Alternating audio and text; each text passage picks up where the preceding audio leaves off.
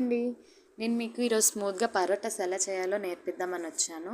పరోటా అంటే చాలామంది మైదా అనుకోగారు. No way, బిల్కుల్ మైదా నేనైతే అస్సలు యూజ్ చేయనండి పరోటాస్కి. ఓన్లీ వీట్ ఫ్లోర్లోని కాస్త సాల్ట్, కాస్త షుగర్ అయితే వేయండి. షుగర్ వేయకపోతే పరోటాస్ అన్నవి అస్సలు బాగోవు, కలర్ కూడా చేంజ్ అవ్వవు.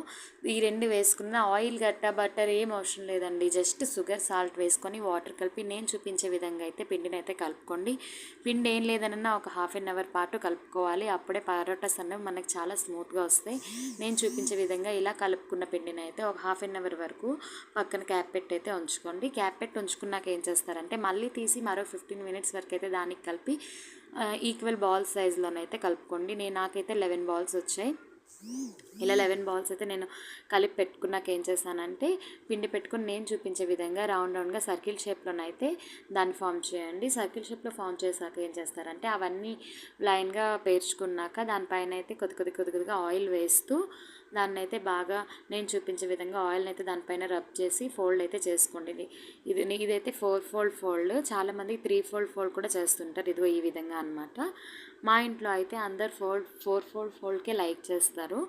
అలా అని చెప్పి నేనైతే 4 ఫోల్డ్ ఎప్పుడు చేసినా చేస్తుంటాను. 3 ఫోల్డ్ చేస్తే ఇంకేం కాదండి, నాకు షేప్ కరెక్ట్గా రాదు, ఇంకా కాల్చడంలో కూడా కాస్త డిఫరెన్స్ వస్తుంది. అందుకే నేను ఎక్కువగా 3 ఫోల్డ్ చేయను, 4 ఫోల్డే చేస్తాను. ఇదిగో ఈ విధంగా అయితే నేను అన్నీ అయితే రెడీ చేసుకున్నాను. దాని తర్వాత పిండిని అయితే తీసుకొని 4 సైడ్స్ కూడా ఈవెన్గా అయితే దాన్ని అయితే మనం అరేంజ్ చేసుకోవాలన్నమాట. అంటే ఏ వైపు ఎత్తు పల్లం గట్ట ఏం రాకుండా నీట్గా లెవెల్గా ఉండేటట్టు అయితే నేను వీడియోలో చూపిస్తున్న విధంగా అయితే దాన్ని అయితే పేముకోండి. ఈ విధంగా పేముకోవాలి. యాక్చువల్గా చెప్పాలంటే ఇదిగో ట్రయాంగిల్ అయితే నాకు అసలు షేప్ కరెక్ట్గా రాదు.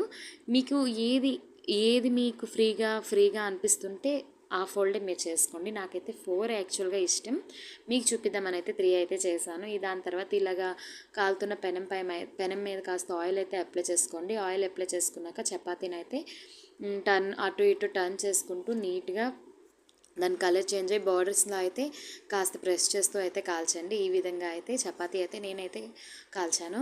ఇదిగోండి ఏమంటున్నారు, ఇది స్క్వేర్ షేప్లో చపాతీ అయితే చాలా బాగా అయితే నాకు వచ్చింది. ఇప్పుడు ట్రయాంగిల్ షేప్ కూడా మీకు ఇంకొకటి చూపిస్తున్నాను చూడండి. ఇది ట్రయాంగిల్ షేప్. యాక్చువల్గా మా అమ్మాయికి అయితే హార్ట్ షేప్ చేసి రెక్టాంగిల్ చేయి ఎన్నో చెప్తుంటుందండి. కానీ ఇదిగో ఈ విధంగా అయితే నాకైతే చపాతీలు వచ్చాయి, బాగా పొంగుతూ కూడా వచ్చాయి. ఒక్కసారి ట్రై చేయండి. అందరు మన ఛానల్ని చూస్తున్నారు కానీ లైక్, సబ్స్క్రైబ్ మాత్రం చేసుకోవట్లేదు. మన వీడియోస్ని కాస్త లైక్, సబ్స్క్రైబ్ కూడా చేసుకుంటుండండి. నేను మీకు ఇంకా ఎన్నో ఇంట్రెస్టింగ్ వీడియోస్ అయితే చూపిస్తాను. ఓకేనా? చూడండి, మన పరోటాస్ అయితే లాస్ట్లో రెడీ అయిపోయి ఎలా ఉన్నాయో ఒకసారి ట్రై చేసి కామెంట్లో చెప్పండి. సరేనా? Bye bye.